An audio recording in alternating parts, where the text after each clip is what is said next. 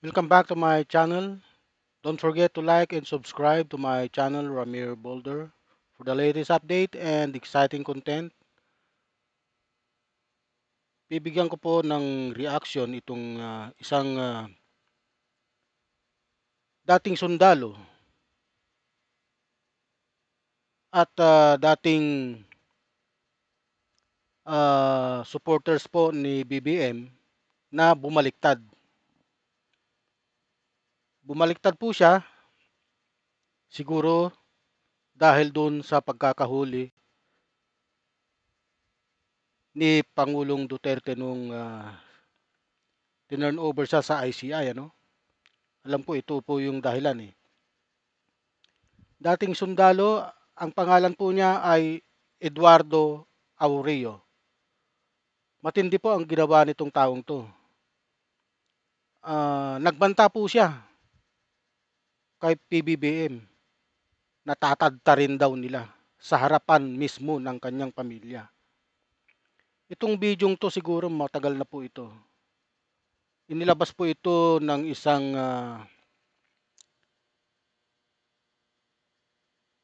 ng isa pang vlogger ano na si Kakamping. Nauna ko na pong isinare to sa aking Facebook eh. Pero nakita ko muli dito sa live ni JDB. Kaya akin pong bibigyan ng reaction. Sana makarating to sa NBI at para mahuli itong taong to sapagkat inciting to sedition po ang mga kasong ganito. Nag-uudyok po ng kaguluhan. Kaya panuorin po ninyo. Don't kill yourself kasi wala ka namang honor. Hayaan. Ulitin po natin. Ito Hindi ko alam kung ano nangyari sa kanya. Pero organizer po siya. Yan, dating Marcos loyalist na naging Dati po siyang Marcos loyalist na naging DDS. Eagles, naging DDS. Oh. Nabayaran ba? Kaya bumaliktad. Meron din kasing iba naman, hindi naman nabayaran. Kaya nga bumaliktad eh. Hindi ho nakabawi sa laki ng ginastos. No, yun. Marcos, Ito na. don't kill yourself kasi wala ka namang honor. Hayaan mo ang taong bayan ang maggutay-gutay sa iyo. We prepare sundang and gulok. Lahat kami ay pipila para tagain ka, tadtarin ka. Narinig po ninyo? Narinig po niyo yung sinasabi nitong siraulong Eduardo Aureo na to? Utak ba yan ng matinong tao? Utak ba yan ng isang dating sundalo? Na siguro ito, pensionado na po ngayon dahil retirado na po eh. Considered as a civilian na po siya ngayon. Pero pag ikaw nagpipensyon, lagot ka ngayon. Baka matanggalan ka pa ng pensyon kasi nagba-viral na itong video mong to. Ano? Eduardo Aureo. Pinuntahan ko ang kanyang Facebook page eh. Ay, ang kanyang Facebook account. Ang dami-dami. Dati pala itong sundalo, Marines. Ha? Nagtataka lang ako. Bakit nakakagawa sila ng ganito? Nagbabanta sila sa Pangulo.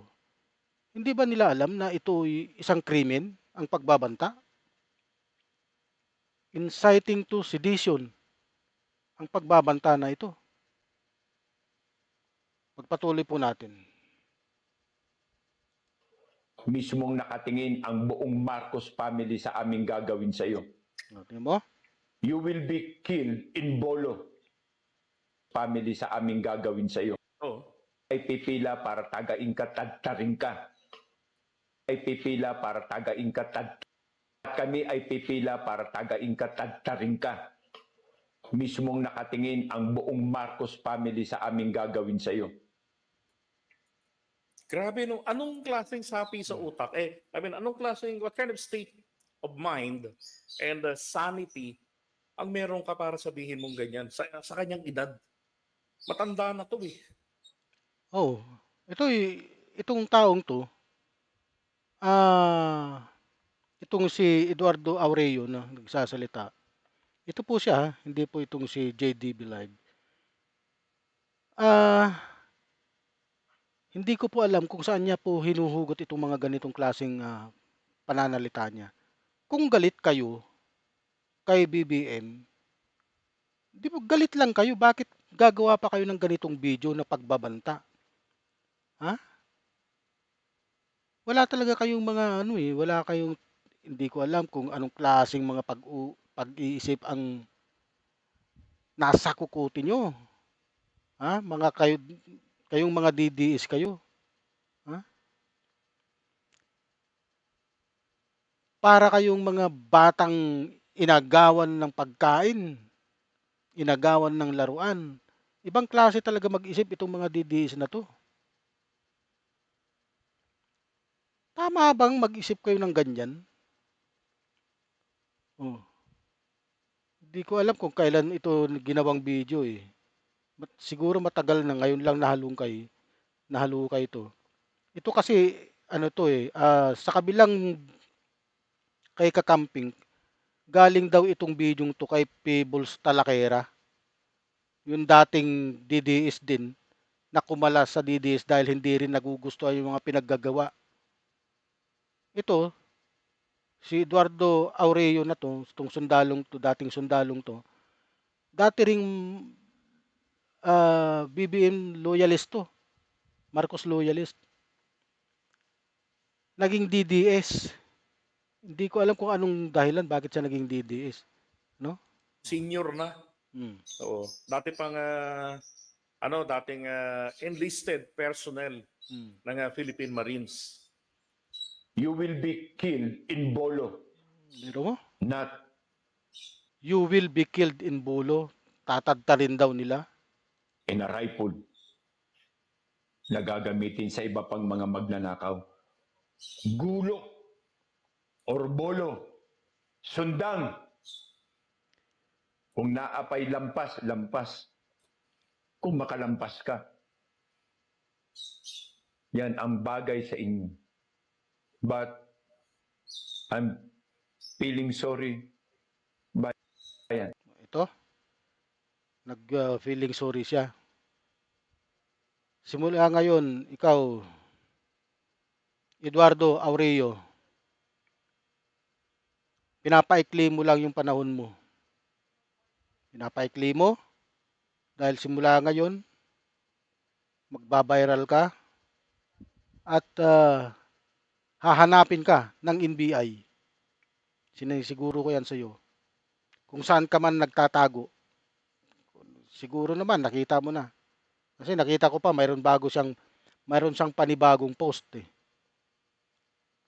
Mayroon siyang panibagong post sa kanyang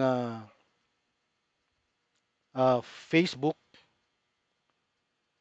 na mayroon siyang mga panibagong sinasabi ron. Ano? Pero hindi mo dapat ginagawa yan bilang isang dating sundalo. Ha? Bilang isang dating tagapagtanggol ng Pilipinas. Hmm? Ibang klase talaga itong taong to. Ano? Ako nadidismaya ako sa mga ganitong klase ng pag-iisip eh. Saan mo hinuhugot yung mga ganyang klaseng pananaw na pagbabantaan mo ang isang pangulo? Ano ba yung label mo? Ha? Kakaiba talaga itong sundalong ito. Itong dating sundalong ito. Diba? Pero I'm feeling sorry. Kasi nga dati siyang Marcos loyalist. Oh. So hinanap ko talaga sino ang taong ito. Yeah, this is actually a great threat. May kakayanan po silang pumatay dahil Oh. siya po ay may access sa mga armas. And he even detailed kung ano ang kanilang gagamitin. Hmm. 'Di ba? So mukhang nasa Cagayan de Oro to. Si Mr. Ario. Alam nyo, ano to tawag dito, pareho ito nung yung nag-post ng merong arrow, di ba? Headshot. Headshot. Oh, ito Ito yun. mas matindi. Kung yun po ay inciting to sedition, nag-uudyok ng pagpatay sa Pangulo, ito ho matindi. Hindi lang ho nag-uudyok. Nagbabanta rin ho siya. He was actually suggesting na ganito ang gagawin natin sa kanya kapag nahuli natin. Nakaharap. Ibig sabihin, yung Marcos clan, the political dynasty of the Marcoses, huhulihin nila. Isipin nyo, imagine itong kahihiyang ito. Huhulihin nila yung buong angka ng mga Marcos. Yun ang sinasabi niya. Huhulihin nila yung buong angkan at tatadtarin nila si PBBM sa harap mismo ng kanyang pamilya. Ano?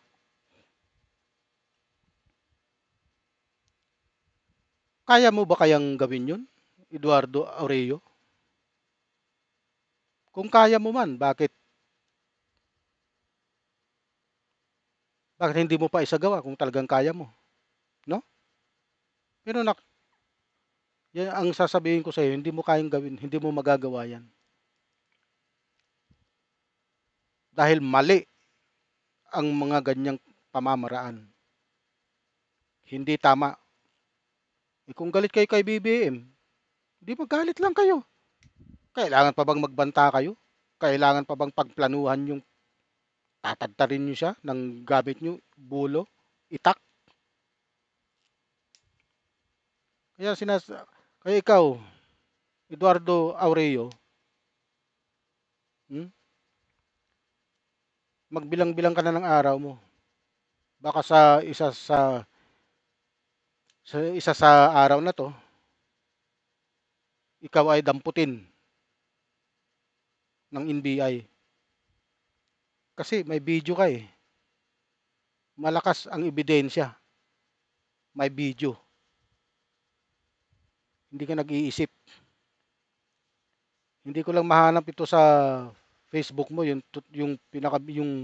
kabuuan ng video mo eh. Siguro na-delete na. Buti na lang may nakapag-save. Ano?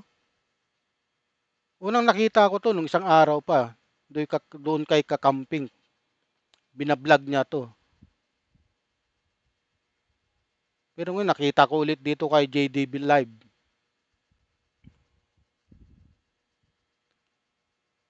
Eduardo Aurelio, dating Marines na nagbanta sa buhay ng ating Pangulong BBM.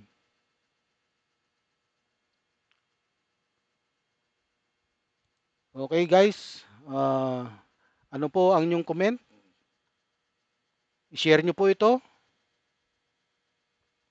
nang kumalat po at makarating sa National Bureau of Investigation upang madampot po itong taong ito, Eduardo Aurelio. Okay, hanggang dito na lang po. Huwag nyo pong kalimutang mag-like and subscribe sa aking channel. Mabuhay po kayong lahat.